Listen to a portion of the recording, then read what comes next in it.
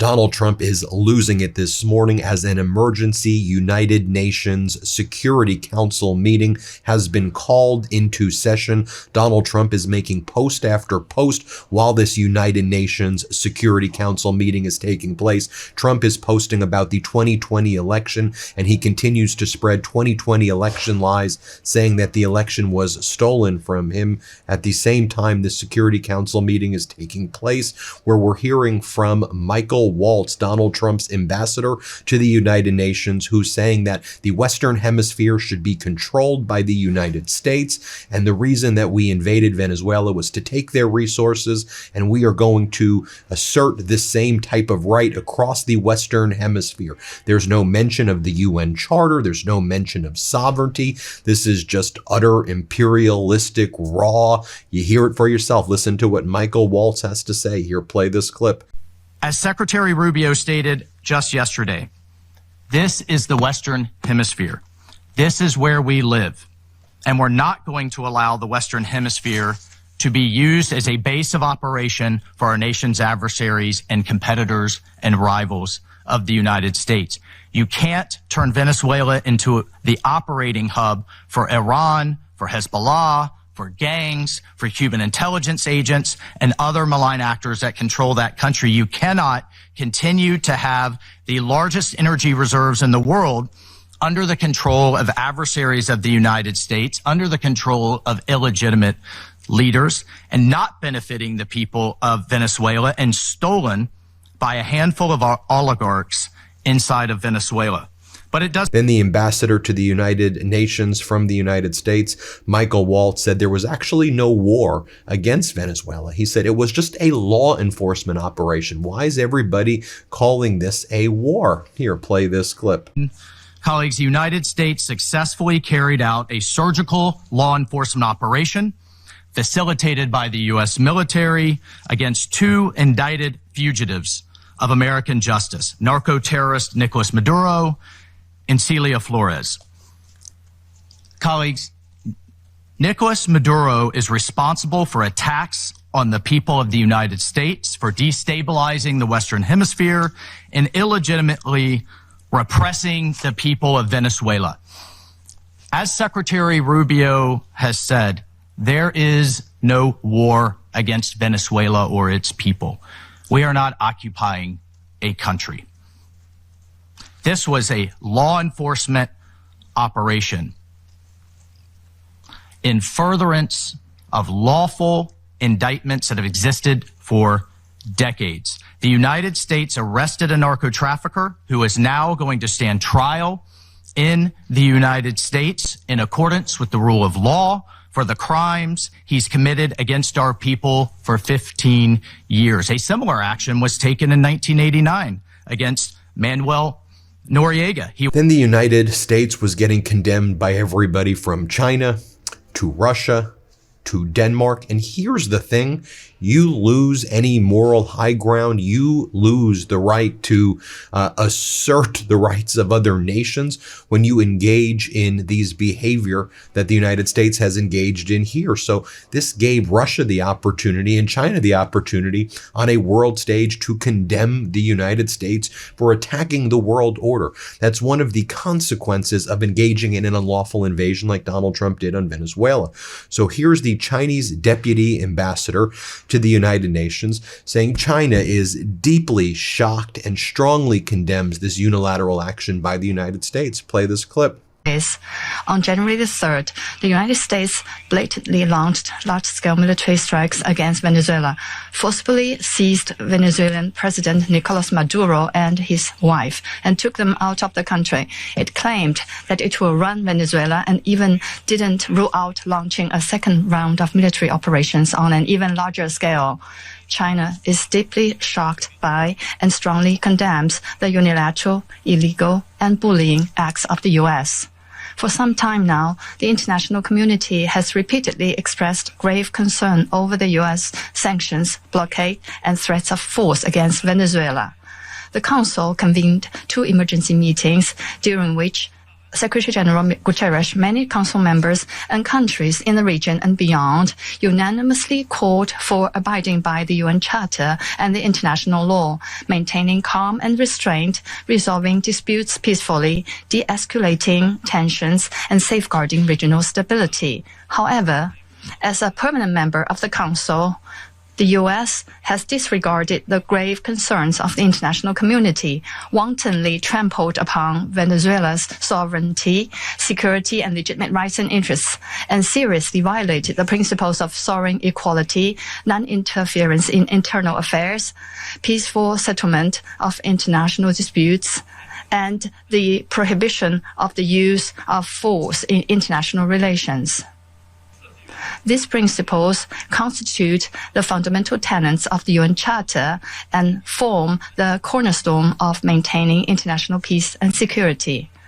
Now, normally in a situation like this, you would see allies of the United States speaking up. Not here. Here's the Chinese deputy ambassador again urging the United States to abide by international law. I mean, to watch this United Nations Security Council meeting as an American and seeing American as alone, as the bad guy in the world, as the evil force in the world, it is really tragic to watch this. Here's the Chinese deputy ambassador play this clip. In Latin America and the Caribbean, and indeed internationally, China firmly opposes this, and the international community has also expressed widespread grave concern and strong condemnation.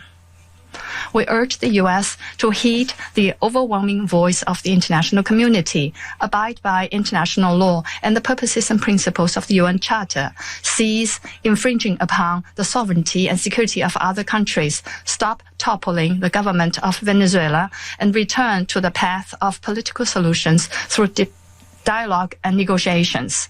We call on the U.S. to ensure the personal safety of President Maduro and his wife and to release them at once.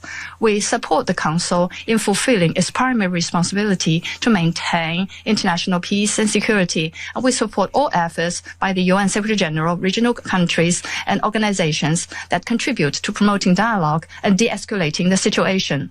President, the lessons of history are a stark warning. Military means are not the solution to problems, and the indiscriminate use of force will only lead to greater crisis. The U.S. Then we heard from the Danish ambassador, and again, this was an important speech here because Donald Trump has been threatening Greenland next, right? Donald Trump says Cuba, Greenland, Colombia, potentially Canada. I mean, he's always talked with that 51st state rhetoric, but lately he's been saying in a few months, we're going to take Greenland, and Greenland is part of the Kingdom of Denmark. Here's what the Denmark ambassador, the Danish ambassador said. Let's play this clip. Denmark recalls the foundational principle of international law that forbids states from threatening or using force against another state's territorial integrity and political independence. This imperative is enshrined in Article 2, Paragraph 4 of the UN Charter. Members of the UN Security Council have a special responsibility to uphold these principles. The principles of sovereignty, political independence, and territorial integrity must be respected. The inviolability of borders is not up for negotiation. These are universal, sacrosanct principles enshrined in international law. They apply everywhere. So then you had the Russian ambassador condemning the United States, and the Russian ambassador says, okay, this is your rules-based order that you used to lecture us on. This is what you lectured us on, really? Great work, world. Maybe we should do it a different way. See, it gives Russia the ability to say this. Here, play this clip. Depending upon the political landscape.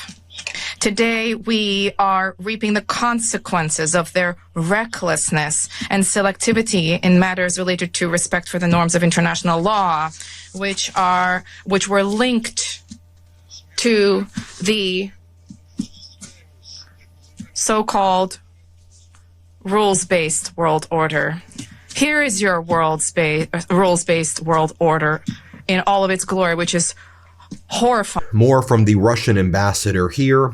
attacking the United States and saying we're appalled by the unparalleled cynicism which Washington did not even attempt to conceal its true aims of taking all of the resources from Venezuela. Here, play this clip. Of aggression due to a fear of angering the American global gendarme, which is attempting to once again rear its head. We are particularly appalled by the unparalleled cynicism with which Washington did not even attempt to conceal the true aims of its criminal operation, namely the establishment of unbridled control over Venezuela's natural resources and the assertion of their hegemonical ambitions in Latin America.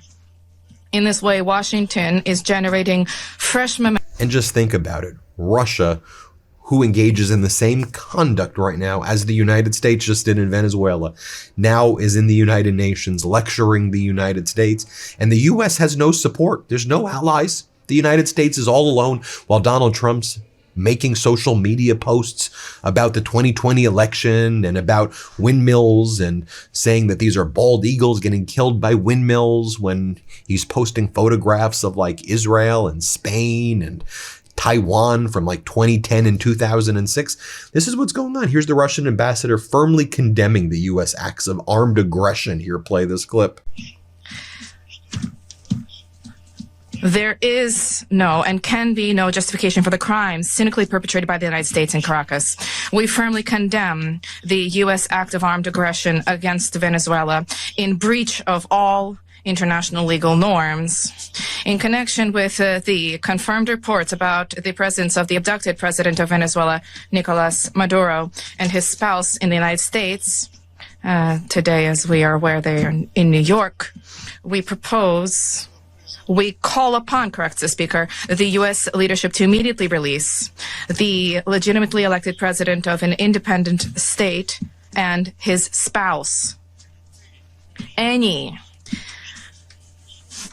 problems existing or conflict between the United States and Venezuela need to be resolved through dialogue. And this is precisely what is enshrined in the UN Charter, for purposes and the principles of which a number of states in recent years have begun to apply selectively. That's coming from Russia. And when you engage in the unlawful conduct, you don't abide by the UN Charter like the U.S. does. This is the natural consequence. This is exactly what we warned against. Now, Russia and China said, okay, we're condemning you. This is how you do things. Maybe we need to restructure the world order.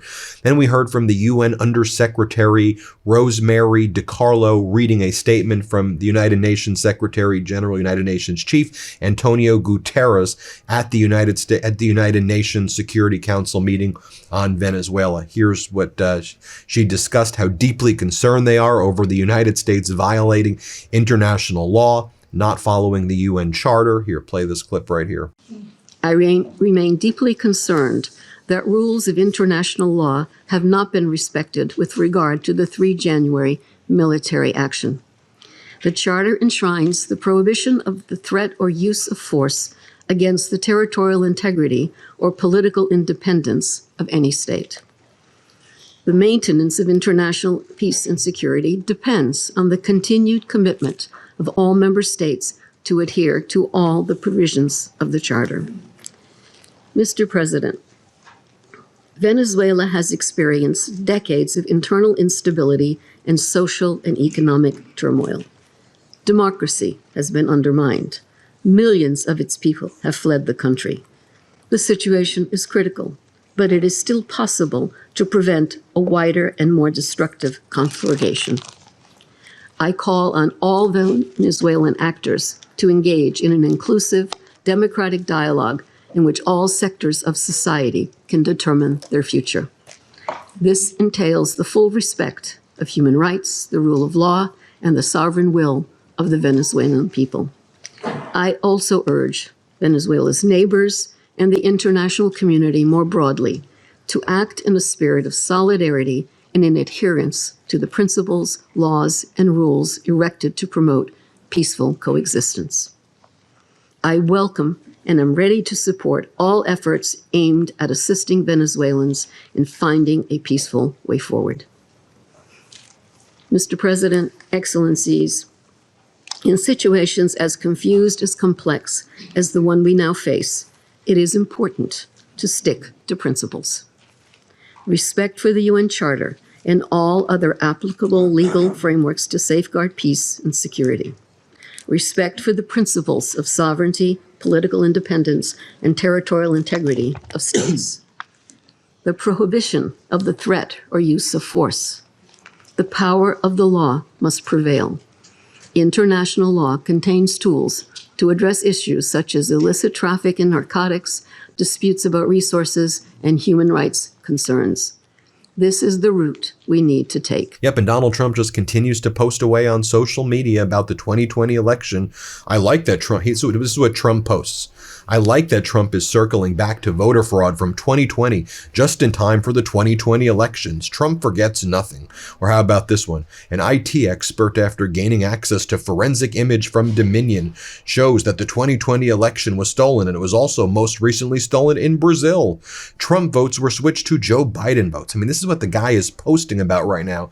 Then he has his little stooges, his MAGA Republican propagandists, go on TV and spew this stuff on state regime media. So here you have MAGA Republican Congress member Scott Fitzgerald say, yeah, this wasn't an invasion. This was a law enforcement operation. This is like what Teddy Roosevelt did. And then Maria Bartiromo's like, yeah, they were killing us with those drugs. We got to stop those drugs. There wasn't drugs coming in from Venezuela. And Donald Trump said this is about oil. This is how state regime media operates in Russia. This is how it operates in the United States, folks. This is disgusting stuff. Here, play this clip. To Maria, I think the more analysis and the more I hear those that have a legitimate opinion about what happened, and if you just take kind of what Secretary Hegseth said kind of at face value, this is strictly a law enforcement type of operation with support from the U.S. military.